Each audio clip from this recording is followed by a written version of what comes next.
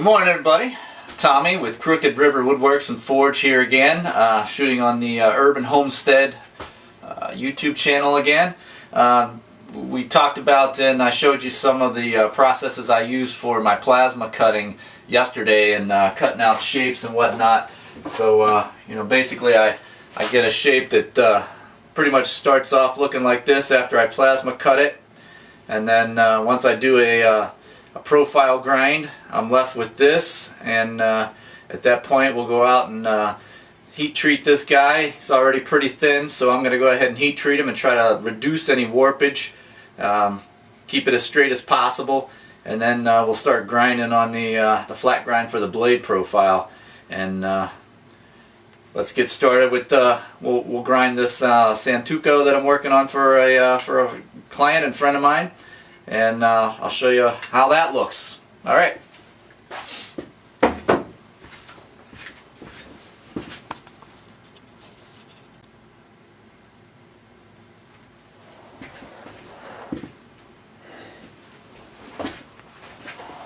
Alright, so we got all our safety equipment on. I like to use gloves for this because the heat gets a little bit intense at times.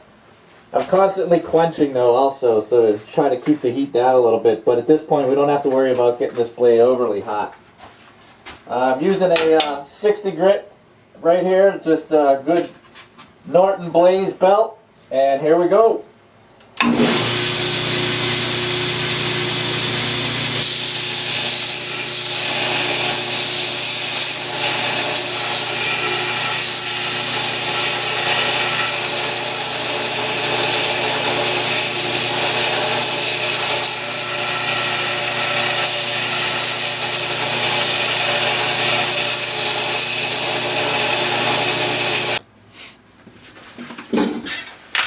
Alright, so basically I got all the profiles done. All these guys are pretty much ready to go. One real important step before I go back to heat treat these knives, I'm going to want to drill my pins, the pinholes for my handles to put the scales on. Don't want to forget to do that and then harden this stuff and then try and drill those holes afterwards. It's going to make your life miserable. Trust me, I learned the hard way. Only takes a minute to forget to do that, and you're either drilling these things with some really expensive bits and going through them like you wouldn't believe, or another option, which is what I ended up doing. I took them back out, heated them up, let them air cool, so that basically took the hardness back out of them, did not quench them, and then drilled the holes and then went through the hardening process over again. So it's just a lot of extra steps that I didn't really need to do if I would have just taken the time and drilled these things out before I put them through the quench and harden them and tempered them and all that. So we're going to go ahead and start drilling these things out now, and be back with you here shortly.